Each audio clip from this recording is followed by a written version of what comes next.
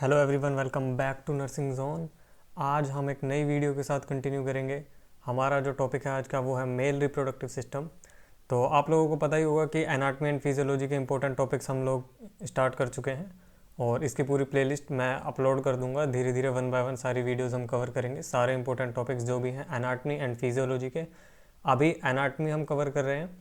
Anatomy में आज हमारा टॉपिक होगा मेल रिप्रोडक्टिव सिस्टम के जो भी ऑर्गन्स हैं उनके बारे में एक पूरा उसका जो एनाटॉमिकल स्ट्रक्चर्स है वो सब चीज़ें समझाएंगे। ठीक है, तो इंपॉर्टेंट टॉपिक्स हैं ये एनाटॉमी एंड फिजियोलॉजी के लिए, specially BSc nursing and GNM students के लिए। तो सीधे अब चलते हैं अपने टॉपिक की तरफ।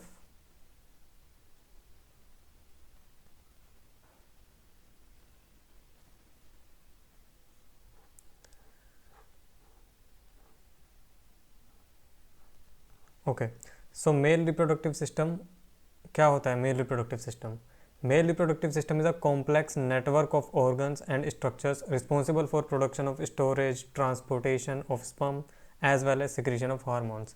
कहने का मतलब ये है कि जो मेल रिप्रोडक्टिव सिस्टम है ना, वो एक बहुत ही कॉम्प्लेक्स नेटवर्क है। काफ़ी जो ऑर्गन्स हैं, डिफरेंट ऑर्गन्स आपस में मिलते हैं और एक नेटवर्क बनाते हैं। और उसका काम क्या होता है? मेल रिप्रोडक्टिव सिस्टम का किस चीज़ के लिए रिस्पॉन्सिबल होता है? वो प्रोडक्शन, स्टोरेज और ट्रांसपोर्टेशन ऑफ स्पर्म। जो हमारा स्पर्म प्रोड्यूस होता है मेल की बॉडी के अंदर, उसका प्रोडक्शन, प्रोड्यूस करना, उसको स्टोर करके रखना, उसको ट्रांसपोर्ट करना और साथ के साथ सिक्रीशन ऑफ हार्मोन्स। तो जो भी मेल हार्मोन्स होते हैं, टेस्टोस्टेरोन और भी अलग अलग हार्मोन्स होते हैं मेल हार्मोन्स, तो वो सारे हार्मोन्स जो है मेल रिप्रोडक्टिव सिस्टम के जो ऑर्गन्स हैं वो मिल के प्रोड्यूस करते हैं। ठीक है, तो वही सब हम पढ़ेंगे आज, क्या क्या ऑर्गन्स हैं। तो सबसे पहले हम बात करते हैं एक्सटर्नल जो मेल रिप्रोडक्टिव ऑर्गन्स होते हैं। एक्सटर्नल मतलब जो हमारी बॉडी के बाहर की तरफ होते हैं, उन ऑर्गन्स के बारे में हम बात करेंगे। ओके, तो पहले एक बार डायग्राम देख लेते हैं, डायग्राम से समझने की कोशिश करते हैं, फिर थ्योरी पे जाएंगे। तो यहाँ पर आप देख सकते हैं ये हमारा मेल रिप्रोडक्टिव सिस्टम पूरा है, जिसमें डिफरेंट डिफरेंट ऑर्गन्स आपस में इंटरेक्ट कर रहे हैं, आपस में जुड़े हुए हैं एक दूसरे से, और ये मिल के प्रोड्यूस करेंगे स्पर्म को और प्रोड्यूस, स्टोरेज और उसका जो भी है आगे ट्रांसपोर्टेशन। ओके, तो वन बाय वन हम सारे ऑर्गन्स पढ़ते हैं। सबसे पहले हम स्टार्ट करते हैं किससे? टेस्टिस से। So this is our testis. Testis दो होती हैं मेल के पास, एक लेफ्ट एक राइट। ठीक है, तो यहाँ पर आपको टेस्टिस दिख रहा होगा, ओवल शेप का में होता है ये टेस्टिस। अब अगर हम टेस्टिस के अंदर का स्ट्रक्चर देखें तो आप यहाँ देख सकते हैं टेस्टिस के अंदर का स्ट्रक्चर क्या है? Testicular lobules. यहाँ पर एक चैम्बर्स दिख रहे हैं आपको, यहाँ पर एक ये चैम्बर है। ठीक है, अगला चैम्बर कौन सा है? ये अगला चैम्बर है। तो इन्हें बोलते हैं टेस्टिकुलर लोब्यूल्स। ठीक है, और यहाँ पर ये जो स्ट्रक्चर है इसे बोलते हैं रेटिटेस्टिस। यहाँ पर आप देख भी सकते हैं स्क्रीन पे, रेटिटेस्टिस इसका नाम है। उसके बाद अगर हम थोड़ा सा ऊपर की तरफ जाएं तो हमें यहाँ पर दिखता है vasa efferentia. So what is vasa efferentia? Vasa efferentia ये थ्रेड लाइक स्ट्रक्चर दिख रहा है आपको, लाइंस जा रही हैं जो रेटिटेस्टिस से कनेक्ट कर रही हैं एपिडिडाइमिस को। ये हमारा एपिडिडाइमिस है। ठीक है, ये नीचे तक जा रहा है, ये हमारा एपिडिडाइमिस है। तो एपिडिडाइमिस और रेटिटेस्टिस, इन दोनों को कनेक्ट कौन कर रहा है? Vasa efferentia. यहाँ पर आपको दिख रहा है वासा एफरेंशिया। ठीक है, उसके बाद वासा एफरेंशिया के आगे अगर ऊपर की तरफ देखें तो ये हमारा वास डिफरेंस होता है, इसका नाम है वास डिफरेंस। ये सिर्फ नाम है, आपको नाम एग्जैक्टली याद करना पड़ेगा, इसमें समझने जैसा कुछ नहीं है, ये सिर्फ नाम है। तो ये नाम आपको एज इट इज़ याद करने पड़ेंगे। ठीक है, तो ये हमारा क्या था? Vas deferens. इधर की तरफ देखते हैं, इधर की तरफ आप क्लियरली देख सकते हो कि यहाँ पर हमारा है यूरेथ्रा। ये तो ये पूरा जो स्ट्रक्चर है ये हमारा क्या है? ये आपको शायद पता भी होगा, ये हमारा पीनिस होता है, मेल ऑर्गन जो होता है पीनिस। ठीक है, अब पीनिस के आगे का जो स्ट्रक्चर होता है ये आप देख सकते हैं, ये जो कोनिकल स्ट्रक्चर है ये वाला, ये वाला, ये जो कोनिकल स्ट्रक्चर है इसे बोलते हैं ग्लैंस पीनिस। ठीक है, ये हमारा क्या होता है? Glans penis. और ये हमारा इसके बाहर की तरफ होती है क्या? Four skin. इसके बाहर की तरफ कौन सी स्किन होती है? फोर स्किन होती है, ये आपको दिख रही होगी यहाँ पे। तो बाहर की तरफ की जो स्किन होती है, ग्लैंस पीनिस के बाहर की तरफ की जो स्किन होती है उसे हम बोलते हैं फोर स्किन। ये फोर स्किन कवर करती है ग्लैंस पीनिस को। और अब देखते हैं जो बीच का रास्ता है, ये जहाँ से हमारा यूरिन और यहाँ से हमारा सीमन दोनों यहीं से पास आउट होते हैं, ठीक है। ये हमारा यूरेथ्रा कहलाता है। ये जो आपको दिख रहा है कैनाल, ये जो रास्ता जा रहा है, ये हमारा यूरेथ्रा कहलाता है। अब देखते हैं बल्बो यूरेथ्रल ग्लैंड क्या होता है। बल्बो यूरेथ्रल ग्लैंड, यहाँ पर आप देख सकते हैं कि दो छोटे छोटे स्ट्रक्चर हैं, ये रहे। एक स्ट्रक्चर ये रहा और एक ये स्ट्रक्चर है। ये बहुत छोटे छोटे ग्लैंड होते हैं, दो ग्लैंड होते हैं, है ना। एक पेयर होता है, पेयर में दो ग्लैंड्स होते हैं। This is bulbo urethral gland, ठीक है। उसके ऊपर आप देख सकते हैं ये वाला जो स्ट्रक्चर है, ये हमारा क्या है, प्रोस्टेट ग्लैंड है। ये वाला, ये पूरा हमारा प्रोस्टेट ग्लैंड है, तो इसे बोलते हैं प्रोस्टेट ग्लैंड। उसके ऊपर ये आपको स्ट्रक्चर दिख रहा है, ये वाला, ये जो स्ट्रक्चर जा रहा है सेम इसी साइड, इसी तरह लेफ्ट साइड और राइट साइड दोनों साइड है। This is our seminal vesicle. This structure is called seminal vesicle. और देन उसके ऊपर हमारा ये यूरिनरी ब्लैडर तो है ही, ठीक है। तो ये मैंने आपको पूरा ओवरव्यू दे दिया कि ये हमारा मेल रिप्रोडक्टिव सिस्टम के अंदर क्या क्या पार्ट्स हैं, क्या क्या नहीं है, ठीक है। अब एक बार स्टडी करते हैं एक्सटर्नल मेल रिप्रोडक्टिव ऑर्गन्स कौन से होते हैं और इंटरनल कौन से होते हैं। एक्सटर्नल वो होता है जो बाहर की तरफ होते हैं, तो वन बाय वन कवर करते हैं। स्क्रोटम, स्क्रोटम मैंने दिखाया था आपको क्या होता है। देखो, ये जो हमारा टेस्टिस होता है ना, टेस्टिस के ऊपर की जो कवरिंग होती है, एक बैग जैसा स्ट्रक्चर होता है, स्किन कह लो आप, इसे स्किन भी कह सकते हो, जो टेस्टिस को कवर करके रखती है दोनों को, तो इसको हम बोलते हैं क्या, ये जो ऊपर की कवरिंग है, इस कवरिंग को हम बोलते हैं scrotum. So what is scrotum? Scrotum is a pouch of skin and muscle that houses and protects the testis. तो ये क्या है, ये एक पाउच की तरह है, स्किन का, है ना, स्किन का बना होता है या और मसल का बना होता है, जो क्या करता है, प्रोटेक्ट करता है टेस्टिस को। Help to regulate the temperature of the testis, testis का जो टेम्परेचर उसे रेगुलेट करने में हेल्प करता है, ताकि जो स्पर्म प्रोडक्शन है वो सही से हो पाए, ठीक है। स्पर्म प्रोडक्शन के लिए एक ऑप्टिमल टेम्परेचर होता है, यहाँ पर लिखा है ऑप्टिमल स्पर्म प्रोडक्शन। तो ऑप्टिमल स्पर्म प्रोडक्शन का मतलब है कि अच्छे से स्पर्म प्रोड्यूस हो पाए, तो उसके लिए एक पर्टिकुलर टेम्परेचर होता है जिस पे काफ़ी अच्छे से स्पर्म प्रोड्यूस होता है, ठीक है। तो हमारी बॉडी का जो टेम्परेचर होता है 37 डिग्री सेल्सियस होता है, नॉर्मल जो होता है, और उससे 1 डिग्री कम पे जो हमारा है स्पर्म प्रोडक्शन होता है। तो टेस्टिस का काम क्या है? टेस्टिस का काम है कि हमारे उसको, सॉरी, स्क्रोटम का काम क्या है, हमारे टेस्टिस को कवर करके रखना और जो है टेस्टिस का टेम्परेचर रेगुलेट करके रखना, ठीक है। ओके, सो नाउ अब हम बात करते हैं टेस्टिस के बारे में। अभी हमने पढ़ा था स्क्रोटम क्या होता है। स्क्रोटम के अंदर जो प्रेजेंट होता है वो होते हैं टेस्टिकल्स, या फिर टेस्टिस भी बोलते हैं। ये पेयर्ड होते हैं, पेयर्ड मतलब दो होते हैं, एक लेफ्ट साइड एक राइट साइड, ठीक है। तो paired Oval shaped organs located with in the scrotum, ठीक है। ओवल शेप के ऑर्गन होते हैं, प्रोड्यूस स्पर्म एंड टेस्टोस्टेरोन। तो क्या क्या प्रोड्यूस कर रहा है? स्पर्म तो प्रोड्यूस कर ही रहा है, साथ ही साथ टेस्टोस्टेरोन भी प्रोड्यूस कर रहा है। टेस्टोस्टेरोन मेल हार्मोन होता है, मैंने अभी बताया था आपको। और एपिडिडाइमिस क्या होता है?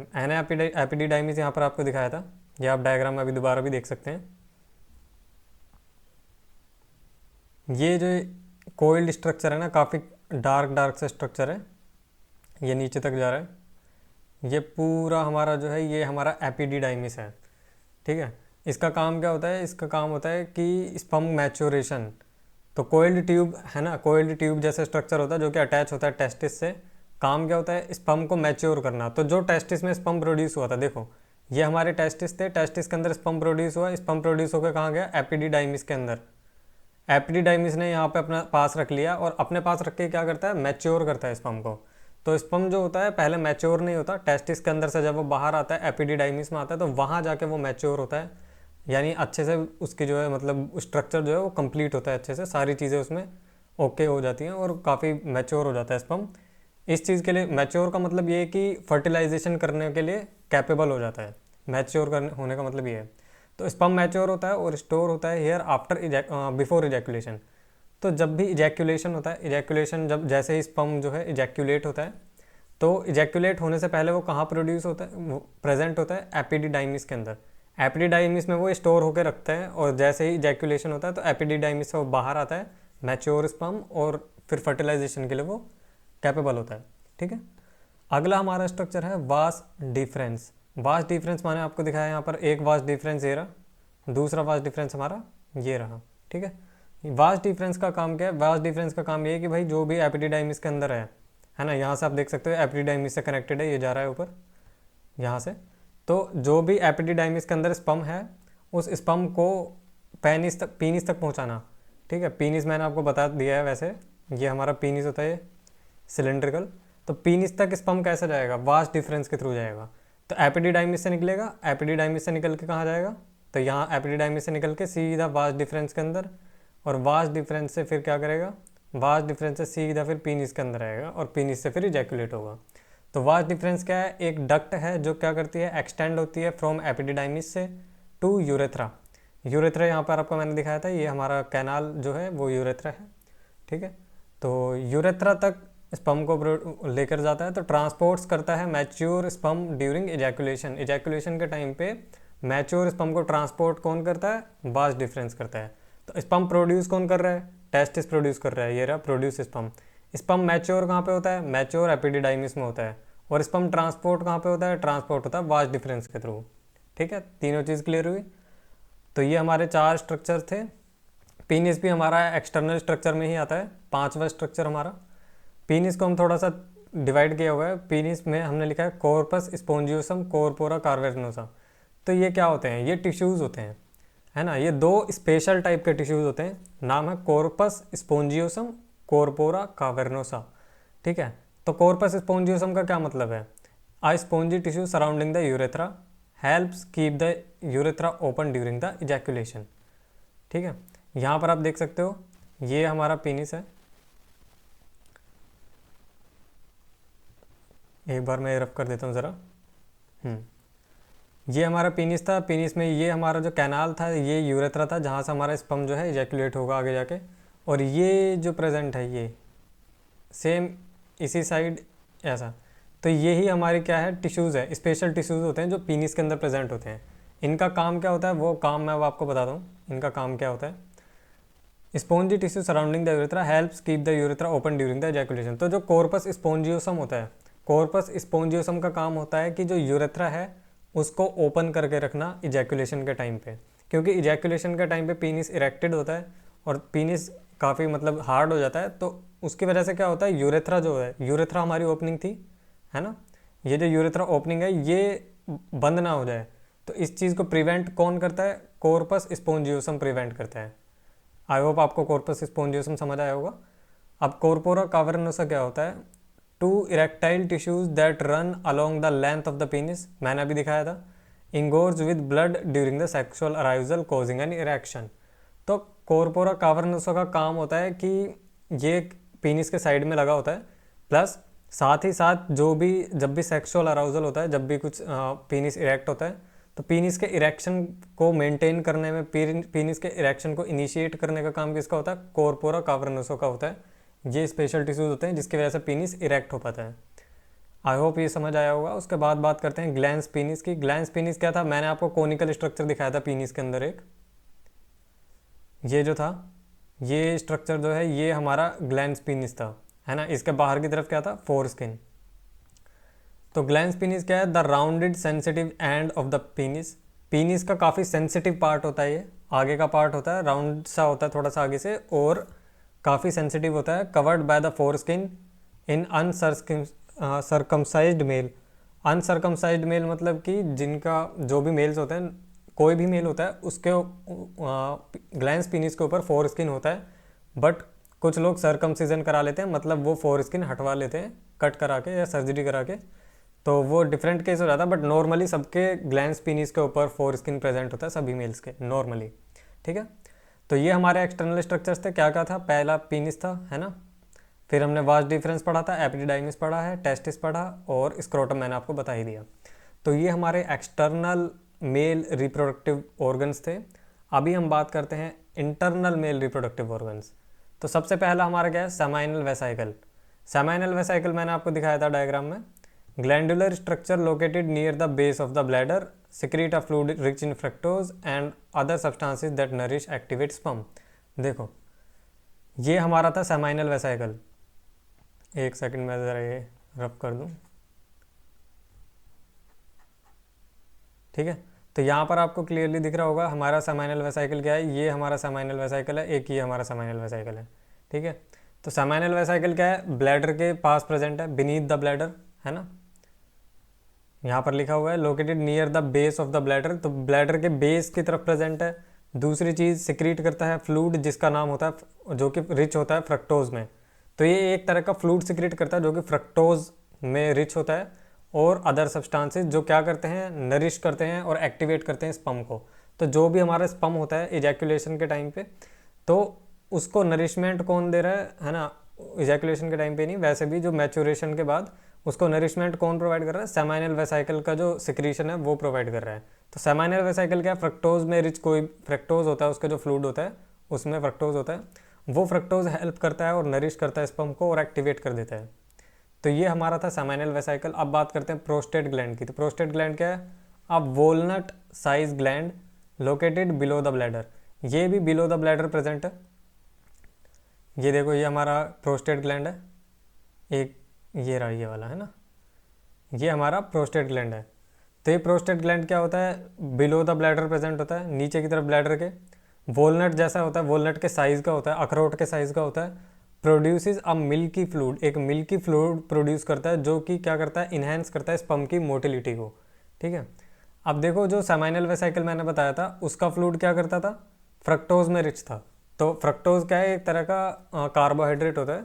तो फ्रक्टोज क्या कर रहा है, नरिशमेंट देता था हमारे स्पर्म को। लेकिन प्रोस्टेट ग्लैंड का जो फ्लूइड होता है वो क्या करता है, वो नरिशमेंट नहीं देता, वो क्या करता है, स्पर्म की मोटिलिटी को इंक्रीज कर देता है। मोटिलिटी मतलब मूवमेंट। तो जो स्पर्म होता है, स्पर्म हमारा मूव करता है, वो आपको पता ही होगा, फीमेल के वेजाइना में जाके वो मूव करता है, तब फिर उसके बाद वो फर्टिलाइजेशन होता है ओवम के साथ, वो अलग चीज़ है। तो जो स्पर्म मूव करता है उसकी एक मोटिलिटी होती है, उसका मूवमेंट होता है, उसको इम्प्रूव करता है प्रोस्टेट ग्लैंड का जो फ्लूइड होता है वो। ठीक है, प्लस उसके साथ साथ जो ये फ्लूइड होता है वो क्या करता है, न्यूट्रलाइज करता है एसिडिक वेजाइनल सिक्रीशन। तो जो फीमेल वेजाइना होती है, फीमेल वेजाइना एसिडिक नेचर की होती है ना, काफ़ी ज़्यादा एसिडिक इन्वायरमेंट होता है फीमेल की वेजाइना में।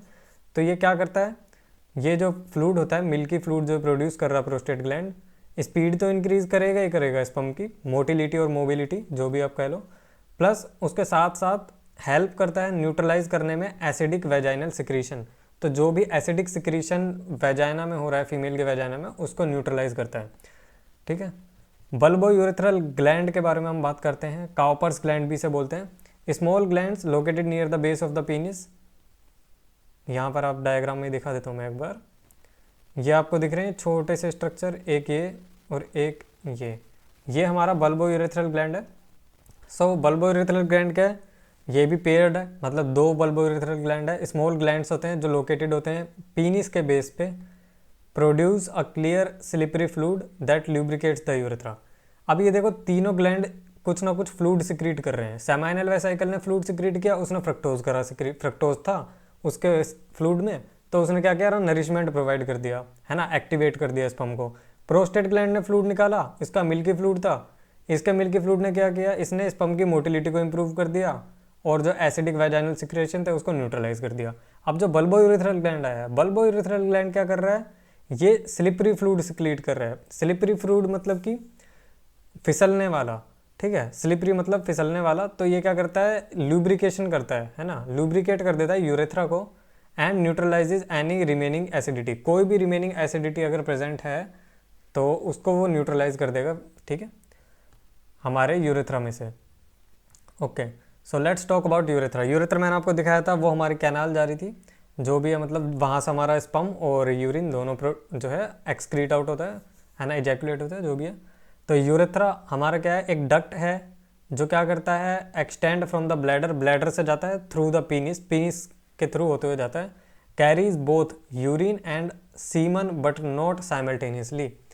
देखो यूरिन तो यूरिन भी कैरी करेगा और सीमन भी कैरी करेगा, दोनों इसके थ्रू ही पास आउट होते हैं। बट डिफरेंस ये है कि दोनों एक साथ नहीं होते, एक बार में एक ही चीज़ बाहर जाएगी, या तो एक बार में यूरिनेशन होगा या एक बार में इजैकुलेशन होगा, दोनों एक साथ नहीं होते कभी भी।